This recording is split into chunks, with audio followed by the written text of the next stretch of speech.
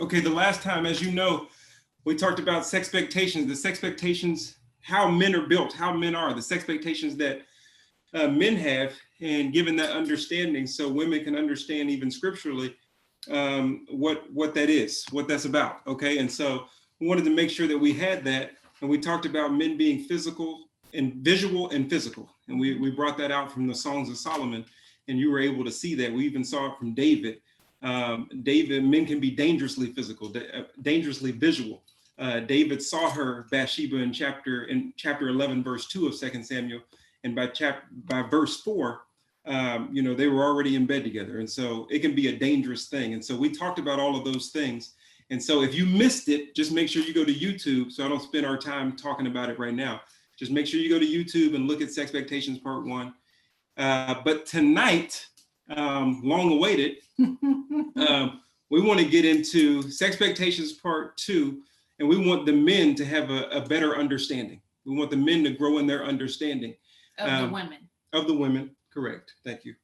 Of the women, so that we can grow together, because intimacy is something built by God, made by God, to emulate his intimacy with us. Mm-hmm. And so we want to make sure that we understand that this oneness that we actually have physical, the two shall become one flesh, Genesis 2:24, is bringing us into the closest oneness that we can have, and to have the euphoria within that oneness that we get with Christ, and we become totally one with him, not only in salvation, but also in the end.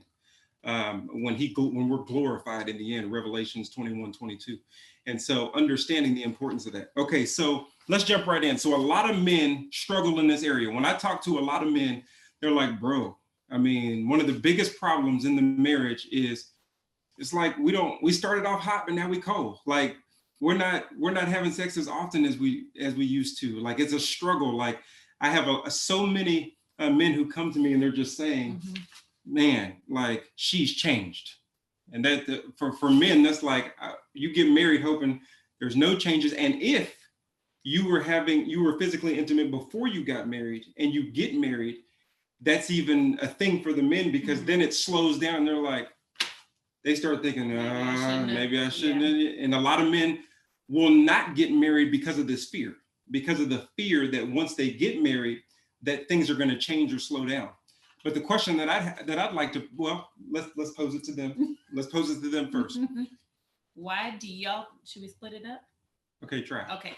So brothers, we want to know if you can drop in the chat why you think intimacy may decrease over time in marriage. Okay, drop it in the chat. Why do you think, what comes to your mind? Why do you think that physical intimacy, your intimacy with your wife, slows down over time in marriage? Don't be afraid. This is a safe place. Yeah, look at that. Unless they're sitting with their wife, they're right. Like, I'm not going to put that in there. Yes. Okay. Life. Okay. Yep. We got kids. We got life. Life happens. Kids gain weight. Okay. She be tripping. Marquise. Feel unattractive. Okay. Okay. Great. So, okay. Women. Oh. Everyone's tired. Everyone's tired. You got that too? Okay, women, can y'all drop in the chat why you think intimacy may decrease over time? Ooh, don't feel loved. Feel loved. Mm. Lack of respect, honor. Lack of respect and honor. Hormones, you talked about that last week. Hormones, kids, yes. Definitely. Appreciated. Mm-hmm. Miscommunication. 7 kids. Yeah, that got us beat. Yep.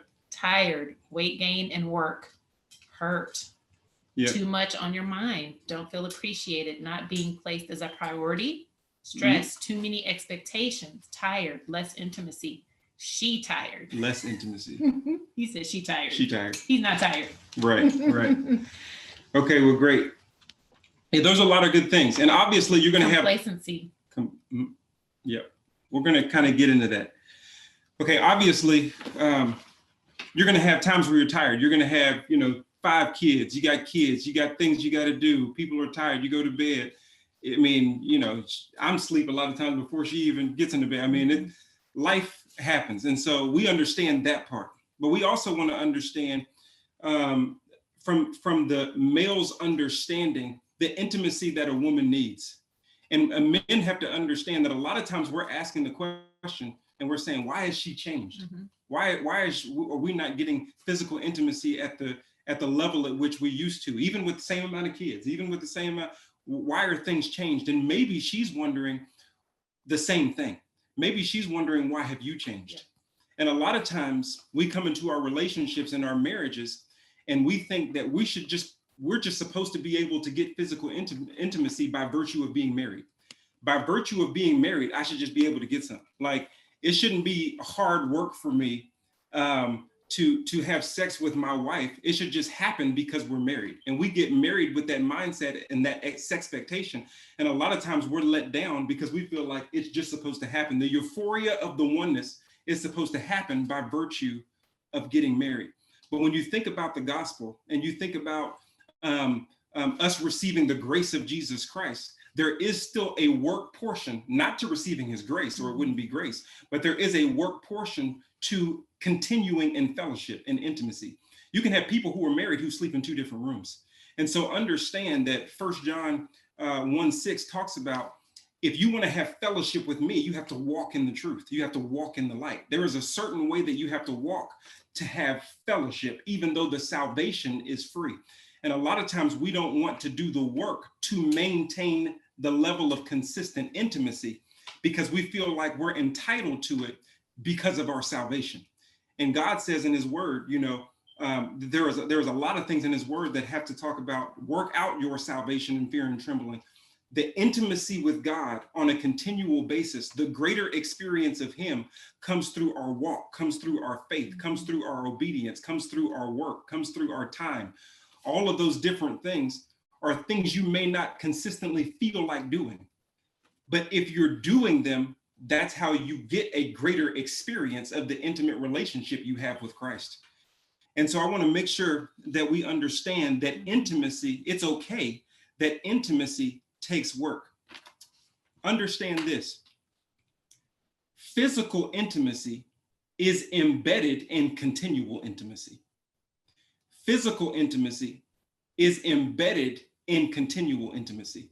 A lot of men want physical intimacy apart from continual intimacy. And then they're wondering why she's changed, while she's thinking the whole time, why have you changed? There are some things that you used to do to make me feel appreciated. There are some things that you used to do to make me feel seen. There are some things that you used to do to make me feel honored. There are some things that you used to do to make me know that you were listening. You would show up with something random that I said a week ago. See, all of those things, the woman takes note that are intimate pleasures to her before even physical intimacy takes place. And a lot of times men are just mad that they're not microwaves like us. They're like, why are you a crock pot? I just need you to be a microwave. and men are glad that God made women until we find out they don't think like men. Let me say that again. Men are glad that God made women until we find out that they don't think like men. Why can't they just turn it on like we turn it on? Why we got to do all that? And we have to understand that there's nothing wrong with that because Christ desires the same thing from us. We want it to just be easy. I mean, why we got to do all that? Christ has the same desire for us. Meditate on my word day and night. Why do we have to do all that? Yeah. Pray without ceasing. Well, why we got to do all that? Okay, so there are some things in there that we have to understand that our marriages and our intimacy correlate perfectly to our relationship with Jesus Christ. And sometimes a lot of times that work brings about a greater experience of God in our lives. It's like when you do the work with the Lord, when you are praying without ceasing, when you are meditating, you feel more in sync. Like you feel like you can hear him better. You feel like you can walk the right way. It just feels more innate because you're spending that time. So everything doesn't have to be a full, long, drawn out prayer. He already knows where you are. You've already told him where you are. And so you feel a better connection. So same thing in a relationship.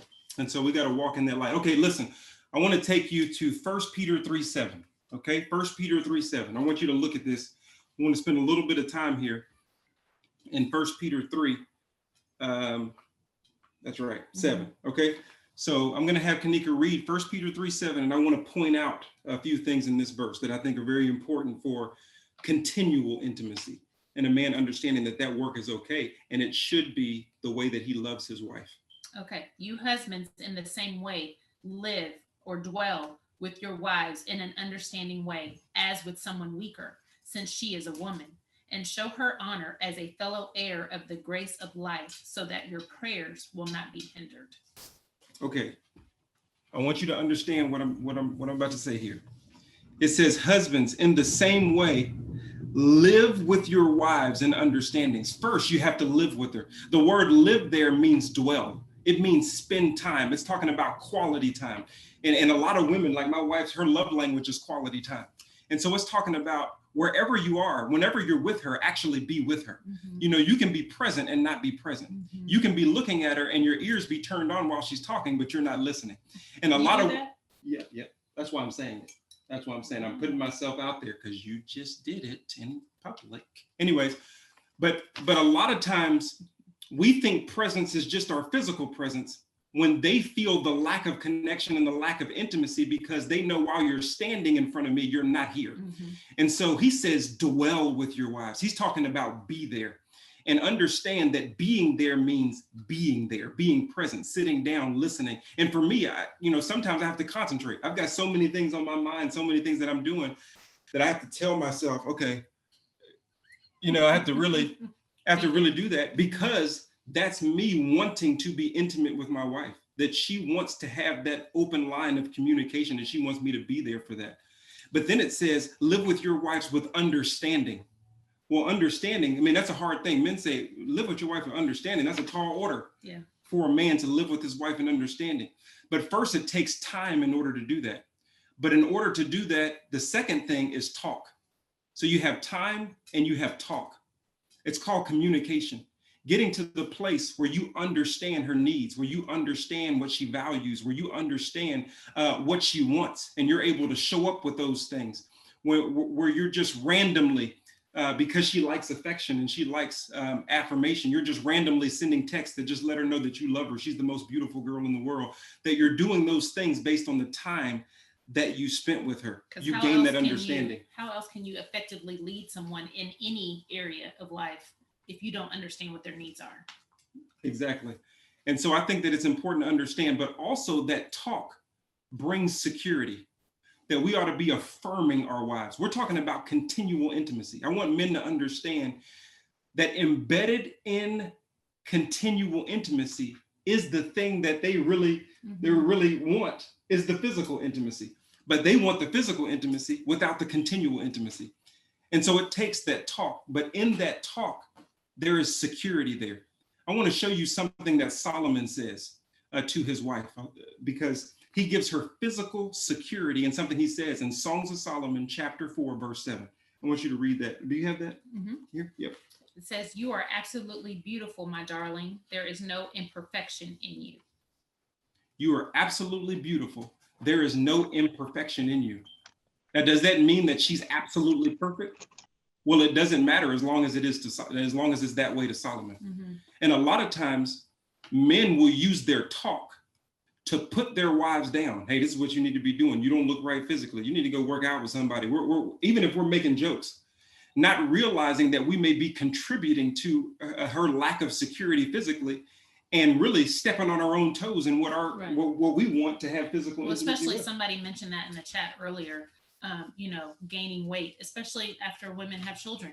Obviously gaining weight is a natural part of that process, stretch marks, all of those things. And so when after having a child and you're coming back into the bedroom, the woman may already feel insecure about what's going on with her, and being put in that position of transparency, being naked and all of those things, she may feel insecure about that and not even want to be in that position, which is going to limit the intimacy between That's right. the couple. So those words of affirmation, and just encouraging, for the husband to be encouraging the woman, you still look beautiful. I love your stretch marks, that stuff. Because you've said that to me. You were like, yep. I love that. That's how our kids got here, So anyways, being affirming in that way actually adds back to the intimacy. It's very important. So we got time, we have talk, and then it makes it, what did I say? I want to stop you for a minute.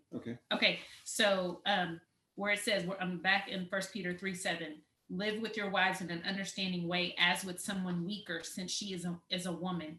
And The reason it says as someone weaker is because just biblically and even now, women lived under the covering of their father prior to getting married. That's why the father walks the bride down the aisle and gives her away to her groom, because it's passing the covering. And so for a woman, she needs to feel covered under her husband. So that includes psychologically, like we just talked about, feeling affirmed, about her physical appearance. That includes physically feeling secure, like feeling like her man is going to protect her or something. Somebody roll up, he's ready, he's going to step in and protect her. Financially, so you can even have a disconnect in the bedroom because your wife feels financially insecure. If she feels like you don't know what you're doing or you're mishandling finances, all of that can trickle into the intimacy part. And as well as spiritually, having a spiritual covering. So if the woman feels like she's always having to say, come on, are we going to church? Or can we do Bible study? Are we going to a small group? If she feels like she's always pulling the husband to do that, she's going to feel some insecurity spiritually, which all of that is going to trickle and into. She ain't focusing on what you're trying to focus on. Listen, women are spaghetti and men are waffles. So as men, we're looking at that one square. That one square is all I'm thinking about. I'm thinking about that one square. And women are thinking about all of these other things. And when their brains get distracted from, there's a lack of covering, there's a lack of security, there's a lack of intimacy, there's a lack of talk, there's a lack of time. He wants something for free. And Jesus is saying, I know how you feel, lady, because he does the same thing to me. He wants to have an experience with me, but he doesn't talk. He doesn't give me time. He doesn't show value or reverence for my word. He doesn't do all of those things, but then he wants to call on me and he wants a miracle. He wants an euphoric experience of Jesus Christ while spending no time with the Jesus Christ he wants to experience. And this is how this connects to the gospel. And this is for all of us, but this is how it connects to the gospel, is that the greater experience that we want, Jesus is saying, that's work out your salvation in fear and trembling. Take that seed and plant it so it can grow in the right place. And so a lot of times we're thinking, waffle brain. That one square at a time. We're thinking waffle brain, and we don't understand why she's not coming around from an intimacy standpoint. And you're saying, Jonathan, this is a tall order. Everything she just said is a tall order. The woman was never, because of sin, that we have this in our society, but the woman was never meant to be uncovered. This is why Kanika just explained it. The Bible says the man shall leave his mother and his father and be joined to his wife, because the woman was supposed to go from a father to another man, which is why the husband, the father walks the girl down the aisle. And the officiant said, who gives this bride away? And she goes from one man to another man. So in her mind, the way she's wired is to be covered and experience that covering, what Kanika said. So if those things are out of whack, then she'll be out of whack in physical intimacy with you. And you'll be wondering why things are out of whack, because I'm just looking at this one square. But she needs to feel the covering. Yep. And that comes through time, talk, and watch this, tribute. Let's read 1 Peter 3:7 again. I want you to look at it again. You husbands, in the same way, dwell time with your wives in understanding, talk, as with someone weaker, not because she's weaker emotionally or mentally or spiritually, but physically. That's called protection, as with someone weaker, and show her honor. So I said time, talk, and for the word honor, I use tribute. That the thing that the man needs to be thinking in his marriage from a continuous intimacy standpoint is, I want to give my wife time, I want to give her talk, and I want to give her tribute. Tribute is showing value, honor, and gratitude to the things that you give time and talk about. In other words, you're the one who's listening intently, and when she's saying something over and over again, you surprise her and it shows up. You're the one who's talking about how valuable she is in the relationship, how valuable her thought pattern is in the relationship, even in times where you disagree. You're affirming her, which you see in Song of Solomon all the time. Solomon was just affirming his wife all of the time, and he was giving her honor or tribute in that way. And it's treating her as an equal partner in the relationship. And it's important to understand that men who aren't involved in intimacy with their wives get a wife who's not involved with intimacy with them.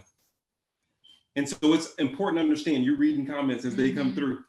But I think that's important for us to understand all of those different things, okay? So we're talking about that covering, and we're talking about the man's responsibility in intimacy, because I want the man to understand that, yeah, you are a microwave, but she's a crock pot, that there is a continuation of intimacy that should always be happening in your marriage. Mm-hmm. You're looking at me like you're about to say something. Listening. Okay, like you got something. Okay, so that's good. Listen, this is what men have a tendency to do. And we talked about it a little bit last time. But when they feel like the experience with their wife in intimacy is not there, they go elsewhere. Okay? They go elsewhere. Pornography, masturbation, you know what I'm saying? The internet, the magazines, and hopefully not, but sometimes outside of the marriage, mm-hmm. as maybe an affair, mm-hmm. things of that nature. Why? Because just like a relationship with God, we want it easy. The experience that we get with God, if we don't get it easy, we back in the world. Well, God didn't come through for me. I didn't see him get me out of this situation. I prayed about this and nothing came through. So since I'm not experiencing God at the level of which I expect to experience him, I might as well just go back to the world. And so we have that same mentality when it comes to our relationships. If I'm not experiencing from my wife what I want to experience, instead of dedicating myself mm-hmm. to the covering, instead of dedicating myself to be a 1 Peter 3:7 man, we're just going to go back to the world and throw in the towel. And God is calling you away from that. But he's letting you know why you're not experiencing him. I'm not done with 1 Peter 3:7. Let me read it again, because this is important. Husbands, in the same way, live with your wives in understanding, time talk, in an understanding way, as with someone weaker, since she is a woman, and show her honor as a fellow heir of the grace of life, so that your prayers will not be hindered. God is saying, if you're not going to talk to her, don't talk to me. If you're not going to get into an understanding with her, don't think you can be intimate with me. If you're not going to do the things that it takes to get a response from her, well, why would you think you're going to get a response from me? That the things that you think are difficult about the woman, God is saying, she on my team. Like, you ain't getting a response from me, just like you ain't getting a response from her. That this is a spiritual issue. Mm-hmm. That he's telling the man that I want you to cover her in these things that we're talking about, so that you can experience intimacy in two spots, in two ways, all at the same time. Mm-hmm. You can experience intimacy from her, and you can also experience intimacy from me. He makes a spiritual connection with this physical connection and intimate connection with the wife. Okay, so I wanted to go through that whole verse so that we don't have a break in our intimacy with God because we're not willing to put in the work for our intimacy with our wife. Okay, so I think that's important to understand. And be dedicated, don't go elsewhere, because going elsewhere, like we talked about last time, going elsewhere messes things up. You're getting a euphoric experience outside of the covenant that will end in death and chaos. You get a euphoric experience outside of the covenant that will end with death and chaos. I'm going to have Kanika read Proverbs chapter 7, verse 22 through 27. Proverbs, you can write this down. You don't have to go there, but you can write it down so you can go there. And Proverbs chapter 5 talks about it too. Mm-hmm. So we're just going to read. Proverbs chapter 5, verse 1 through 14 is another one you can read. But right now, Proverbs 7, 22 through 27. Suddenly he follows her as an ox goes to the slaughter, or as one walks in ankle bracelets to the discipline of a fool, until an arrow pierces through his liver, as a bird hurries to the snare. So he does not know that it will cost him his life. Now, therefore, my sons, listen to me and pay attention to the words of my mouth. Do not let your heart turn aside to her ways. Do not stray into her paths, for many are the victims she has brought to ruin, and numerous are all those slaughtered by her. Her house is the way to Sheol, descending to the chambers of death. Listen to me, men. It's better to live with your wife than die with someone else. I want to make sure you understand that. It's much better to live with your wife, gain understanding, be there in your covenant. Things may be slow, things may not be microwaving fast enough, heating up fast enough, but God is telling you how to be intimate so that you can not only get a response from her, but a response from him. And it's better to live with her and to be continually intimate with her than it is to go die with somebody else or take the easy way out. Okay, so and then what we do is we want to come back to our wives. We want to come back to our wives and have a righteous moment from a sinful context. Yeah. Okay, and so it's important that we understand that it's hard to have righteous sex from a sinful context. Okay, and so I think it's important, like it says in verse 26, many are the victims she is brought to ruin. Numerous are all those slaughtered by her. So you can't feel like, well, I'm just going to do it this one time. It's not going to be a big deal. It's not really going to change anything. That's what all the other people thought too. That's what everybody think. Yeah, if David could speak right now, which 2 Samuel tells you, but as soon as he made that one mistake with Bathsheba, everything fell apart. One son was trying to take his throne. The other son killed the other son. David became a murderer and killed Uriah. He had a son that Bathsheba birthed that ended up dying. If somebody would have just told David, he'd be like, yeah, no, I see what I see, but I'm good. I'm good, because it's better to just live with my wife than it is to go die with somebody else. Okay. And so it's important for us to understand. Okay. Now, a lot of men use this. Okay. And okay, stay with me. Stay with me. A lot of men use this, but bro, the Bible says, okay, 1 Corinthians 7, 3 and 5. Matter of fact, I think I tried to use it once. 1 Corinthians 7. You tried. Yeah. 1 Corinthians 7, 3 and 5. I want to read this to you. We're going to pull this out. We're going to have fun with this. Okay. Okay. The husband must fulfill his duty to his wife, and likewise the wife also to her husband.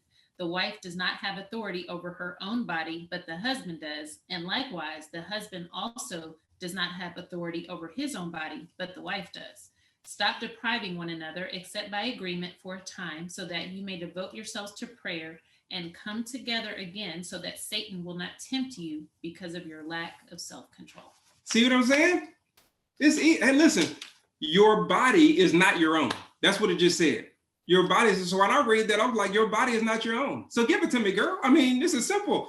I mean, you don't have authority over your own body. So, I mean, what's the problem here? So he's saying he gives ownership of the woman's body to the man, and vice versa, ownership of the man's body to the woman. And I know the man is thinking, great, I love this verse. Listen, I'm all yours. Like, what, you need something? I'm ready. But then the opposite, we're thinking, come on, listen, I need you to listen to the scripture, lady, because your body, so I need all the husbands, look at your wife real quick and just say, your body is not your own. So give it to me, girl. Just say it real quick. Okay, don't do that. Don't get them in trouble. I'm not gonna get them in trouble. I just gotta have fun with that for a second. Okay, so, but I want you to understand true ownership of something that you actually value. See, when we take that verse, we use that verse to be manipulative. And we use that verse to say that we're supposed to get it anytime that we want it, and that she's just supposed to turn up when we're ready. And so we don't understand the true ownership. Her body is not her own, it belongs to the husband. And so when you understand valuing something that you own and you have ownership of, let me just put it this way. If you're a car guy and you love your car, you own it. It is your car. It's amazing what you'll do with that car. You don't put a whole lot of miles on it. You wash it all the time. Okay. You really want it to go there. You really want it to do. What are some other things that you do with your car? Put it in the chat. You do with your car. You ain't trying to put a lot of miles on it. You wash it all the time. You maintain it. You park farther away. So you're not parked next to any other car, so they don't ding your car. They don't ding your car. Matter of fact, it's got to be garage kept. It's got to be garage kept. You got to make sure that it's protected from the storms. There are things that you do because you value the car. So in valuing the car, you make sure, let's go through it again. It's maintained, it's washed, it's garage kept, and it got low miles. Anybody know where I'm going with this? Okay, understand. Put premium gas in it. And put premium. I don't know how to, I'm trying to figure out how you, but yes, you give it the best. I'll put it there. You get upgrade. Yeah, you give it the best. So I want to make sure we understand when you own something and you value it, the question is, Well, somebody. Karen. Yeah. Said my car is barely running. I don't want to go there. Okay. Okay. So when you own something and you value it, the question is, are you washing her with affirmation? The question is, are you maintaining her with communication and understanding? Mm-hmm. The question is she garage kept? In other words, she's protected by the covering of the storms of life because her man is there. Yeah. The question is, are you just trying to use that verse to run her into the ground? Are you going to make sure that the miles are right so when you're ready to go somewhere, the engine turns on? You know how mad you are when you're trying to go somewhere and that thing won't turn on? Because a lot of times we manipulate things and we don't understand what true ownership really looks like. Mm-hmm. So a lot of men don't even realize that they treat their cars better than they treat their wives. Oh, a lot of men don't realize that they'll treat a vehicle better than they'll treat their woman, because they'll use that verse to manipulate for what they want, but not understanding what true ownership is.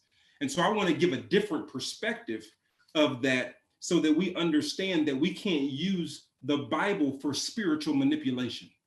And a lot of people will use the Bible to spiritually manipulate people and still have them in a more unhappy context because of their narcissism and what they want. Okay, so it's important that we understand that true ownership when it comes to those things, okay? Okay, so now, this is how I want to conclude. We're over time, I understand this. But I gotta say something, okay? We gotta pay attention to this, because this is a sex thing, okay? So we're gonna go there just for a second. Jesus Christ takes good care of us, takes great care of us, and the man is in Christ's position, okay? He gives us intimacy, okay? We have the beginning of the Bible, we have the work in the middle, and then we have the end of the Bible. The end of the Bible takes us to the original intent of oneness and intimacy, and we get the euphoric experience of being one with him in heavenly places, okay? And so there is a climax to the story. Check my words here. There is a climax to the story in our relationship with God. Jesus Christ will not leave you hanging. Jesus Christ did not ascend to heaven to be seated at the right hand of the Father, not to fulfill the glorification of the saints. Because of our marriage with him, he will give us a climactic ending. The climactic ending to the Bible is something that's guaranteed because Jesus Christ, as the groom, will not leave his wife hanging. Let me make my point. There are a lot of men who are GM men, get mine. They're just get mine men. They get in the bed and have physical intimacy with their wife, but they're the only one that gets the climactic ending. They're selfish. They won't even take the time to learn their wife in such a way to make sure. Do you know how frustrating it would be to do all of this, go to all of these Bible studies, serve God, love God, give ourselves to God, and then heaven ain't real? You know how hot I'd be dead, but you know how mad I would be if heaven wasn't real after all of this? I would be mad. Matter of fact, if I found out that heaven wasn't going to be an experience, I'd be like, all right, why am I doing all of this then? And a lot of times women are saying, well, the climactic ending, heaven in our sexual relationship is never my experience. So why am I doing all this? Because the man will be selfish enough to not make sure that his wife gets to go to heaven too. So this is a sexual thing that I want to make sure that all men know that, listen, you're in the Jesus position in the marriage, and Jesus doesn't let down his bride, even when it comes to the end. And so when it comes to sexual intimacy, that's something that you got, for men, it's easy. For women got different things going on. But that's the time. That's the learning curve. Whatever you got to do, I'm saying do whatever you got to do to make sure she gets to go to heaven too. Okay? So we took this time and we went through learning that basic education for men tonight is that physical intimacy is embedded in continual intimacy. And I really want you to look at 1 Peter 3:7 and study that and figure out how you can continue to be that for your wife on a consistent basis and see how she responds. Now, I know you got questions. Well, what if I do that and she don't do it? We talked about her last week. We talked about your Sexpectations last week. You need to go watch that video. I covered you then. But now I'm talking to you. And I want women in our conversations to be able to speak into this. Okay, so I've gone way over time. as we not too bad. Okay. And so we want to hear from you. We want you to be able to engage in these conversations. I ain't got the air on. It's a little warm. Okay. We want you to be able to engage in these conversations, but do we need to, because as I was talking about the ending, talking about the ending, okay, so can I just bring something up real quick? I know we're a little over, but I do want to speak to, okay, so let's say the woman's doing her part, the man is doing her part, and there's still a disconnect. I'm sorry, his part. Woman's doing her part, man is doing his part, and there's still a disconnect in the bedroom. I want to say that because it is such an integral part of the marriage that you can't just let that sit. Okay, so if both people are playing their role and there's still a disconnect, they have therapists out there that can help you with things like that. But sometimes it's something really simple. So last week I kind of dove a little bit into the biological part of a woman's hormones and a man's hormones. Okay, so I just want to touch on just a couple of things, just so there's an understanding there. Okay, so and let me say, there's no normal libido, across the board. Every woman is different. Every man is different. In general, like we talked about, women's libido changes based on their cycle. On the days approaching ovulation, women are going to usually have a higher libido than after that, because after ovulation, there's a decrease in estrogen, increase in progesterone. Physical therapist, science. But if you think about nature, right, in that we were created to be fruitful and multiply, obviously we were created to have a higher libido on the days that we're fertile. Okay, so that just makes sense. Now, men, on the other hand, they don't have like this cyclical day-to-day change. Men are going to have changes in their testosterone level throughout the day. Most men are going to have a higher libido early in the morning. Correct. Men would understand why she's saying that currently. And then throughout the day, it's going to rise and fall throughout the day, but it's usually going to be lower at night, just naturally. Okay. Now, why did you say that? You're just making awareness. I'm just saying. Yeah. Okay. Now, here are a few causes of low libido: stress, anxiety, mental health problems, medications, drug use, smoking, alcohol. Any of those things that are affecting you, you can talk to your doctor about that, because there is help out there for that. And most people may not realize that the smoking or the drinking or how those external things can contribute to this internal intimacy. That's important to say.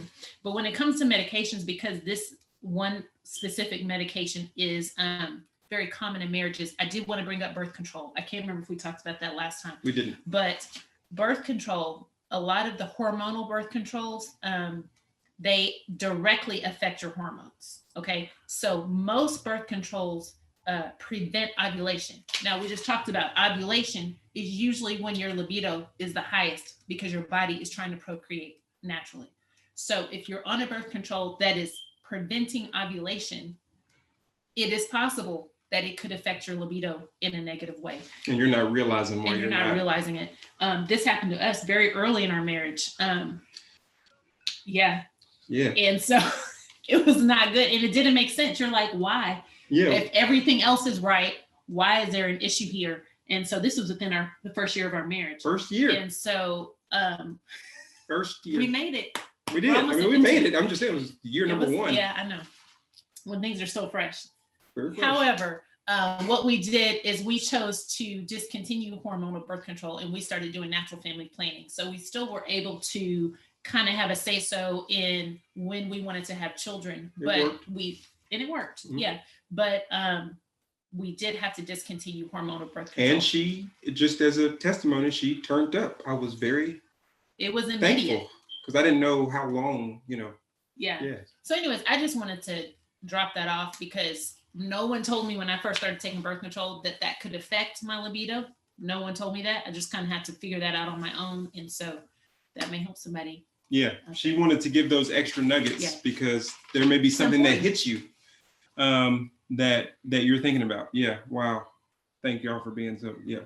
So yeah, people are like, They needed that. So that's important. Those are extra nuggets. Okay. So listen. So everybody's laughing at you. Everybody's laughing at me. It's just fun. You know, we're having fun together. We're having fun. We can have fun with God's word. And we need to have fun as couples. If you're not married yet, you can have fun. Okay. So be prepared. Can you answer one question before we go to, or you want this question to go to the group? It doesn't matter. I mean, it can go to the group. I don't know if people are, go ahead. Okay. Somebody asked, this was earlier in the talk, what about when distractions came from past relationships? It can be very challenging to cover someone who doesn't want to be covered because of past relations. So I think you were talking about the woman moving from the covering of her father to the covering of her husband. Mm-hmm. But some women may not want to be covered based on their past relationships. Maybe. They may not want to be covered by the man. Oh, based on some struggles there. Okay. Well, that is definitely, because we have those past that we bring in. We talked about that when we talked about Ruth and being in Moab, and that there was death in a relationship because we were using Moab as our point of reference instead of Israel or Judah, and that had to do with being in the presence of God. Understand that if you're in a marriage, that God has placed that man to be your covering. He's placed that man to be your covering. Now, that doesn't mean that you don't have a history, but it does mean that history needs to come under cover. It does mean that history needs to submit to the decision that you made under God to come under this husband's covering. Because if you won't accept that covering and you're still allowing the past to abuse your present, then your present will therefore be abused.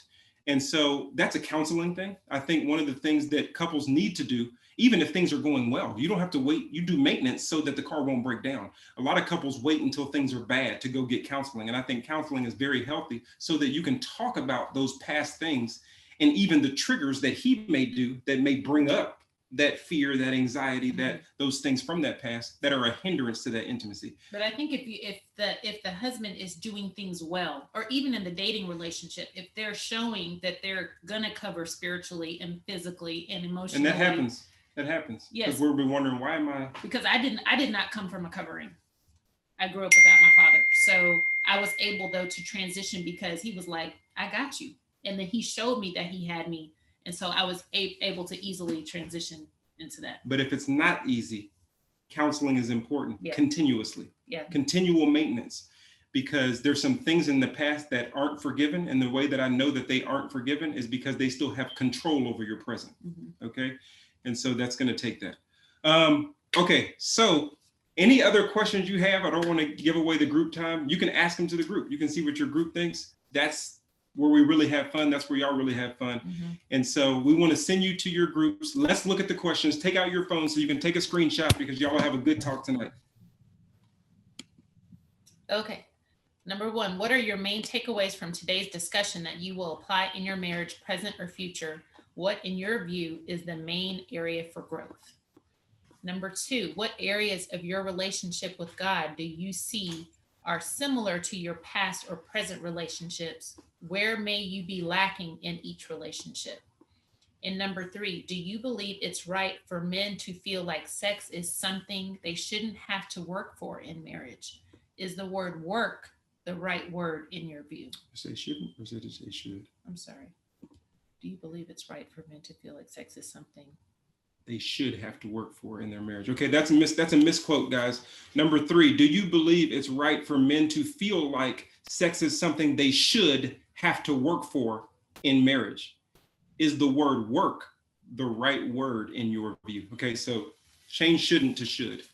Okay, so once you get in your groups, you guys, if you could turn on your screens, that makes everybody feel more comfortable. Yep. Introduce yourselves. There's no official group leader. Y'all can just jump right in with the questions. What else? If you have any specific things you want us to talk about, I think we have 2 more weeks. Yeah, we have 2 more weeks. We're going to talk about legacy next week and that importance. And then we're just going to do Q&A. The last week is just Q&A. It's just going to be open just to talk. Y'all can ask questions and we can just chat. Okay. Mm-hmm. So that'll be good. All right. Let's go to our groups, and anything else that we have for you, we'll send to you so that we don't continue to take all this time. All right. Just hit join breakout room. And after you're finished, y'all can click off. You don't have to come back.